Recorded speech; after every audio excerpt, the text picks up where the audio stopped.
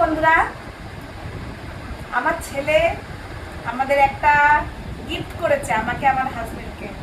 সেটাই আপনাদের সাথে শেয়ার করব, তাই চলে এসেছি। তাহলে আমার ছেলে আমাদের কি গিফট করেছে দেখেন। এমনি কোনো অকেশন না, ওর মনের ইচ্ছা, মা বাবাকে একটা কিছু দেবে, গিফট করবে, তাই আমাদের দিয়েছে। দাঁড়ান দেখাচ্ছি আমাদের কি গিফট করেছে। এই যে কি বলেন তো, দেখাচ্ছি বন্ধুরা। এই যে এই ফটো ফ্রেমটা আমাদের বানিয়ে দিয়েছে। এই ফটোটা এক বিয়ে বাড়িতে গিয়ে তোলা, আমার আর আমার হাজবেন্ডের, আমার বরমশাই।